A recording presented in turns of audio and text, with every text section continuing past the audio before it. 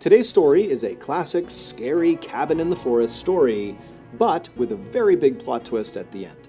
But before we get into that story, if you're a fan of the strange, dark, and mysterious delivered in story format, then you've come to the right place because that's all we do and we upload once a week. So if that's of interest to you, the next time the like button is looking to adopt a pet, tell them you just rescued a puppy and you'd love for them to adopt it. And when they say yes, go ahead and drop your puppy off, but don't tell them that your puppy is actually a hangry saltwater crocodile. Also, please subscribe to our channel and turn on all notifications so you don't miss any of our weekly uploads. Okay, let's get into today's story.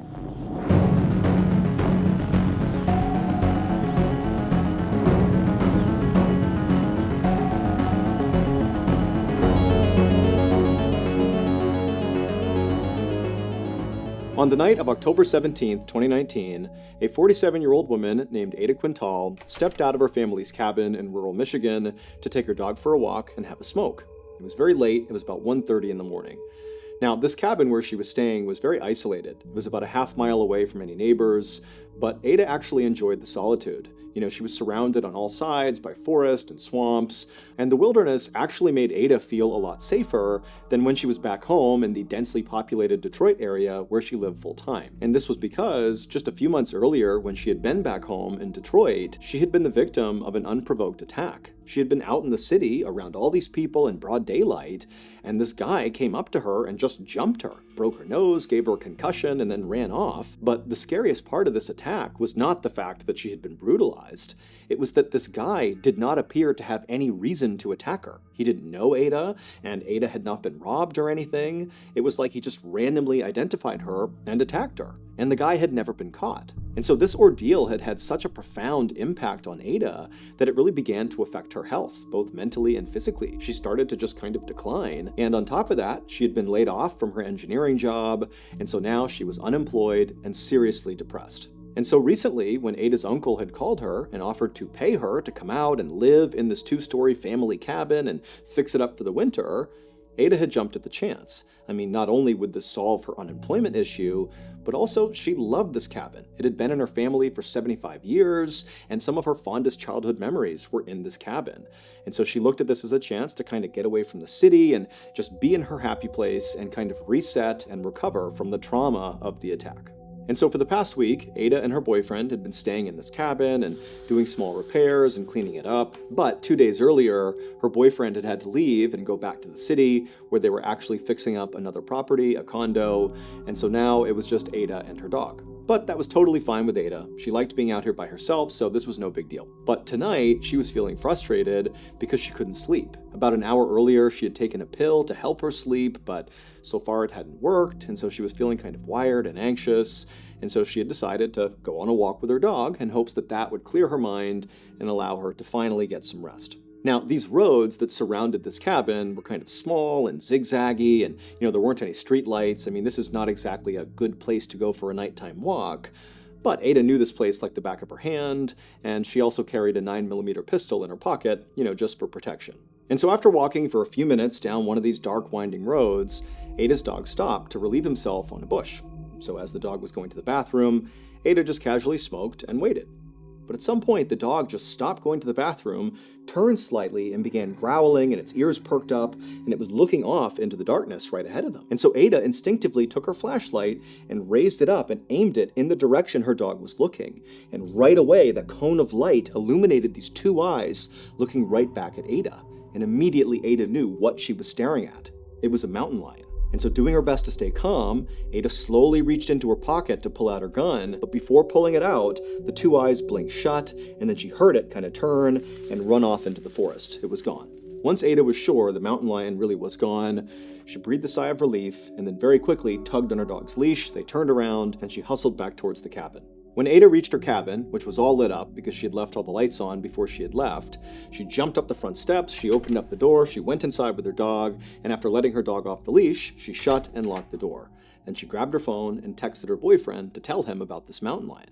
And then after hitting send, Ada felt relieved to be back in her cabin, but at the same time, she still felt very on edge. I mean, she had been, just a few feet away from a mountain lion in the middle of the night, in the middle of nowhere. But as Ada was doing her best to calm herself down, she heard this noise coming from outside the living room window, almost like twig snapping, like somebody was walking past the window. And so the way this cabin was set up is when you first walked inside, you were in the kitchen, and then the back half of the cabin was a living room, and then there were also stairs leading up to a second floor. But from in the kitchen, you had a clear line of sight into the living room, and vice versa. It was kind of like one big room with two functions. And so from where Ada was standing in the kitchen, she could clearly see the window in the living room where this noise had kind of come through, but because the inside of the cabin was all lit up and the outside was dark, from her perspective, all she could see was a reflection on that window. So to look outside that window to see what had made that noise, she would need to get right up next to the window. And so feeling pretty nervous at this point, she walked across the cabin, she made her way towards this window, and then she pressed her face right up against the glass to look outside. But all she saw outside was just darkness. I mean, there was nothing out there. And so Ada stepped back from the window and started to wonder if maybe the sound she had just heard was maybe that mountain lion. Maybe it followed her back here. That was terrifying, but at least she was inside.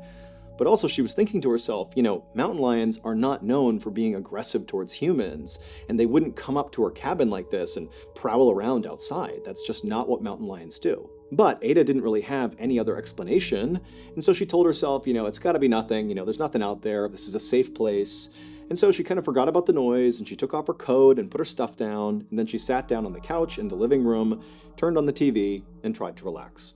But only about 20 minutes later, when Ada had finally relaxed and was even thinking about getting into her bed and going to sleep, she heard another noise coming from that same window in the living room. And this time, when she looked up and looked out that window, despite the reflections inside the cabin, she could clearly tell there was something moving outside of her cabin. And it was definitely not a mountain lion. It looked like a man. And so Ada had to stifle a scream, and then instinctively she lunged for her gun on the coffee table, and then darted behind the couch and crouched down to make sure whoever was out there couldn't see her. And then, with gun in hand, she began calling out to the person out there that, "Hey, I'm armed. If you come in here, I'm going to shoot you." But it was just silence. And then Ada strained her ears to try to hear any sound that would give away where this person went. Were they still outside that window? Had they moved somewhere else? But all she could hear was the sound of the wind whipping outside and an owl hooting off in the distance. But then, right as Ada was starting to wonder, did I really see somebody out there? Is this all in my head? That's when she heard the distinct sound of footsteps on her front porch. And so again, Ada had to stifle a scream, and she darted to the other side of the couch, preventing the person from the front of the house to seeing her now. Then she grabbed her phone and she was dialing 911, and she was about to hit call when she stopped herself. And she began to wonder, am I just totally overreacting here? I don't know if there's somebody out there. I could be hearing things. Or maybe it's just like an animal or something. And also, deep down, Ada knew that ever since that attack in Detroit that summer, that basically everything scared her. And she was starting to wonder if maybe she was just being totally paranoid and there was nothing going on. And she didn't want to embarrass herself by calling 911 and having them come out here and finding nothing. And so Ada decided she would call her boyfriend, and so she called her boyfriend, and as the phone is ringing, she's listening intently for any other footsteps outside, but she can't hear anything. And then her boyfriend, he didn't pick up. It's also like 2:30 in the morning at this point, but her boyfriend doesn't answer. And so after that, she tries calling one of her friends, and her friend does pick up. And right away, Ada just began telling this friend about all the things that had happened that night, from going out and seeing the mountain lion, and then coming back in, hearing the sound, and now hearing the footsteps on the front porch. And, she was worried that maybe she was just making it all up, but she was still really scared. And even though Ada was trying to be composed as she was telling her friend, her voice began to crack and she began to cry because she really was scared. And the friend just said, "Look, I'm going to call the police on your behalf. It seems like it's worth having them come out just to make sure you're really okay. Give me the address and I'll tell them where to go."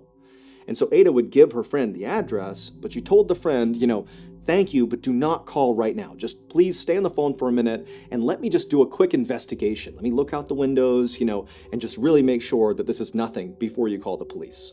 And so the friend said, "Okay, look around, but then I'm calling the police." And so, with her phone and her gun in hand, Ada very carefully crept out from behind the couch, keeping a low profile, staying below the sight line of all the windows, and she crept from the living room into the kitchen towards the front of the house, and she walked over to the sink, and she very slowly raised her head until she could just barely peek through the window right above the sink that overlooked the front porch, because remember, that was the last place she had heard sounds, from the front porch. And so she very carefully peeks and looks out the window, and there's nothing there. Nobody's on the porch. It's just empty, dark forest. She's safe. Ada let out a relieved half cry, half laugh, and then stood all the way up and felt totally ridiculous because clearly she had just imagined, all these people wandering around the outside of her house. And so she was about to tell her friend that, hey, sorry, there is no issue here, don't call the police. But before she could get the words out, Ada happened to turn around and was looking back towards the living room, and she froze. Because there, in that same window she had heard those sounds coming from in the living room, was now the silhouettes of two men, clear as day, just looking in the window right at Ada. And so acting purely on instinct, Ada just raised her gun and aimed it at these two men, and to her horror, the two men also raised guns and aimed them right back at Ada. And so Ada just started firing her gun at the window, and these men began shooting back at her, and right before Ada leapt to the ground, she was pretty sure she hit one of the men in the head with one of her rounds, and so she lands on the ground. It's absolute pandemonium at this point, and her friend, who's still on the phone, is screaming like, what's going on? What's going on? And all Ada could think to do was yell out, there's two men, they're shooting at me, I think I shot one of them. And the friend is screaming, I'm gonna call the police. And then the line goes dead, and Ada, who's crouched down behind the kitchen island at this point, she realizes all the shooting has stopped. It's now dead silent in the cabin. And so for a second, Ada was thinking to herself, maybe I managed to shoot both of them, and that's why it's quiet right now. But then another thought began to enter her head, that maybe she had only shot one of them, and the other survivor was moving into position to maybe ambush her. And so as she's running through what she's gonna do, she hears this horrible, loud thumping sound right above her in the second floor of the cabin. Now, Ada knew at this moment she should just get her dog and run. Because if this second shooter has survived and has now come into her cabin and is upstairs, that means the forest is now clear and she can make a run for it. But as she sat there by the island, still clutching her gun, in this beloved family cabin of hers, she began thinking about the fact that ever since that attack in Detroit over the summer, that had totally wrecked her life and made her scared of everything. And so as she heard the sound of whoever this was marching around in her second floor, she made a decision. She was going to stand her ground and fight. And so she took a deep breath, she stood up, and with gun in hand, she made her way to the stairs and began to go up.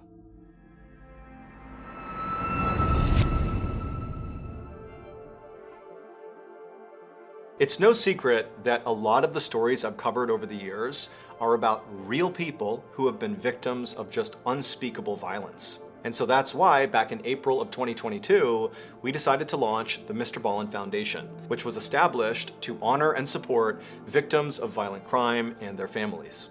And so now, over 2 years later, I'm happy to report that, with your help, because none of this would be possible without all of you, we have been able to give $1.4 million to this group of people, to these victims and their families, who are often overlooked after the news story about whatever happened to them fades. All donations that are made to the Mr. Ballin Foundation, literally 100% of them, go out the door to the cause. Meaning if you give $10, that $10 is going to the victims, it's going to their families. This is one of the very rare nonprofits that can actually say that. If you're interested in joining the Mr. Ballin Foundation community and contributing to this effort, all you have to do is go to mrballin.foundation and click on Donate. Again, just go to mrballin.foundation and click on Donate. Thank you again to all our donors, our listeners, viewers, all the people that made this possible. We are genuinely changing the world. Thank you so much, and now back to the story.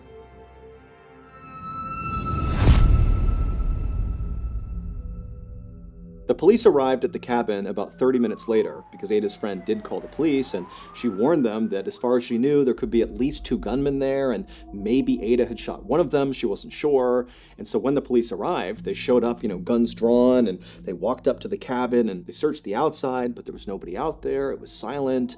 And then when they made entry into the cabin, they saw clearly there had been a shootout. I mean, there were bullet holes all over the place, broken windows, but after searching the cabin top to bottom, they didn't find anybody. No Ada, no shooters. However, they did find Ada's terrified dog inside of the cabin, and the dog would be just fine.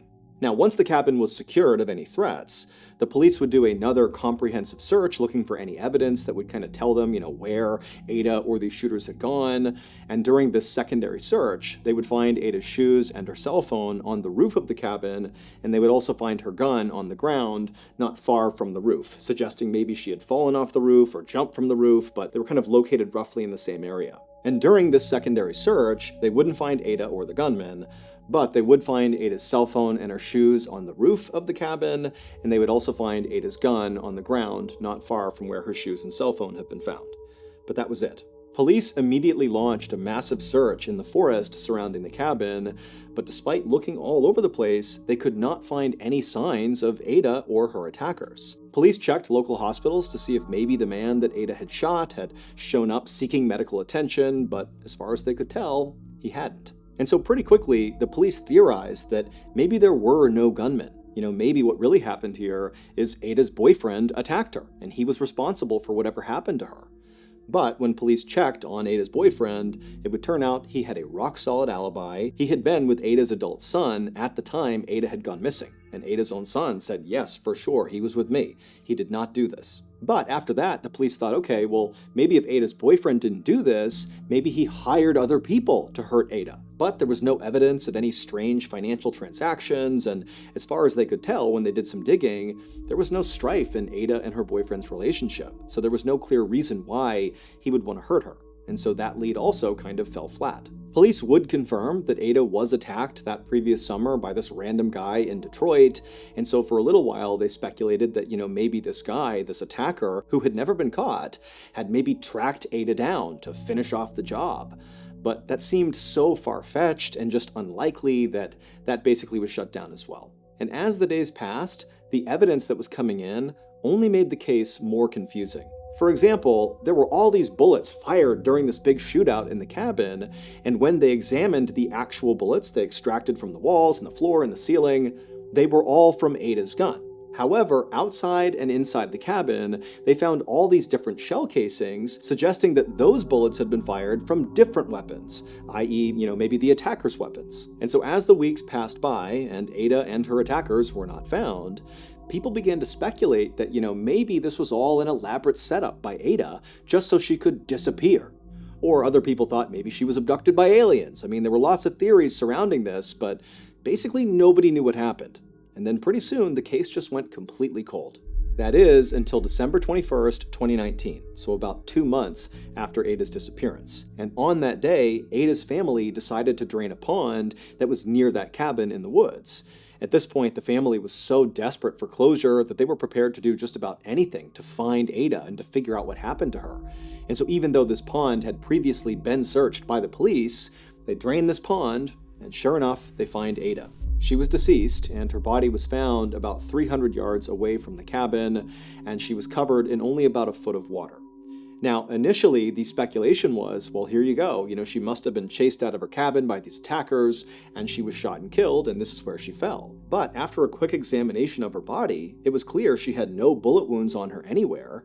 In fact, she didn't even have any bruises on her or any major scrapes or cuts or anything, so it didn't even seem like she had been in any sort of physical struggle at all before she died. In fact, unless she had drowned, it really just seemed totally unclear how she had died. It was not until the medical examiner did Ada's autopsy that all this baffling evidence began to make sense. It would turn out, in the wake of that horrible random attack that Ada had suffered over the summer, that Ada was actually doing far worse than she let on to her family and friends. She had basically begun to cope with her trauma and anxiety with substance abuse. And so on the night that she had died, she was likely feeling totally stressed out and anxious, and she couldn't sleep as a result. And so she had taken some Valium, which is a fairly strong sedative, and also some anti-anxiety medication. But after taking those pills, she still wasn't tired. And so that was when she decided to, go out for a walk with her dog, to clear her head, and have a smoke. But it was not cigarettes that she was smoking. She was smoking methamphetamine, known simply as meth. And meth is a very strong stimulant that people like because it makes them feel very strong and confident and alert, which for Ada was a powerful antidote to the helplessness she was feeling all the time from the attack she had suffered that summer. But one of the many downsides of meth is that it can make you extremely paranoid. And so during her walk that night, as she's smoking meth, she sees a mountain lion, which terrifies her. And then after the mountain lion trots off, it was like that jolt of adrenaline and fear from seeing the mountain lion didn't subside because of smoking meth. It was like the meth sent her into this paranoia overdrive that she couldn't escape from. And so when Ada went back inside of her cabin, she very likely did see people in her windows. But almost certainly it was just her own reflection. But again, she's in this meth-induced paranoid state. And so instead of realizing it was her own reflection, she thought it was like intruders coming to get her. And before long, she'd raised her gun and thought the people outside were raising their gun back at her. But again, it's just her reflection. And so when she was shooting, she was basically having a shootout with herself. And then as for, the strange noises she was hearing, like the footsteps on the second floor, very likely those were just natural sounds kind of happening outside. She's out in the middle of a forest. There's lots of noises that are totally natural at night. But again, she's in this paranoid state, and so she went upstairs to confront the person, and then didn't see anybody, and then police theorized that she must have, climbed out onto the roof to hide from these attackers, and then at some point, for reasons unknown, she leapt from the roof or climbed down or something, leaving behind her cell phone and shoes on the roof. She left her gun on the ground, and then she ran off into the forest, where she ultimately collapsed, 300 yards away in a foot of water, where she died not from drowning, but from a combination of hypothermia and also a toxic combination of drugs in her system. And so in the end, the danger that Ada was trying to escape was in her own mind. Before I became a professional, strange, dark, and mysterious storyteller, I served in the military. And during my time in the military, I had some pretty wild experiences, but what I remember most about my time in service was not my own stories, but rather the stories I heard from other service members. Keep in mind, service members are sent to some of the most isolated and treacherous places in the world that very few people go to. And so some of the stories that come out of those places are totally creepy and weird. And even more than that, a lot of these stories sort of stay in-house. They stay in the military just because it's kind of a cultural thing. People don't necessarily want to go out and tell the world about the totally unsettling and inexplicable thing they saw while they were deployed. It's like people might think they were crazy. But there's lots of stories like that. And so if hearing some of those crazy military stories appeals to you, well, boy, do I have a podcast for you. It's called Wartime Stories, and it's hosted by Luke LaManna, who himself is a veteran. He was a reconnaissance Marine, which I can tell you is kind of a big deal.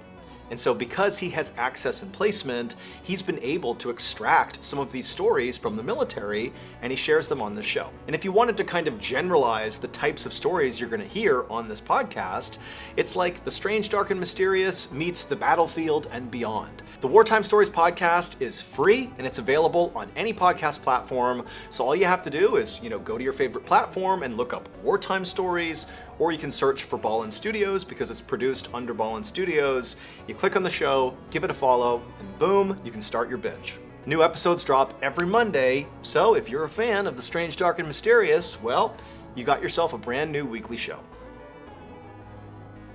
So that's going to do it. If you want more strange, dark, and mysterious content, remember we have a whole host of strange, dark, and mysterious podcasts under the Ballin Studios umbrella. We have the Mr. Ballin podcast, Mr. Ballin's Medical Mysteries, we have Bedtime Stories, we have Wartime Stories, we have Run Fool. They are awesome, they are free, there are tons and tons of episodes out there to binge right now. All you have to do is go to any podcast platform, look up Ballin Studios, and boom, there you go. Thank you so much for all your support. Until next time, see ya.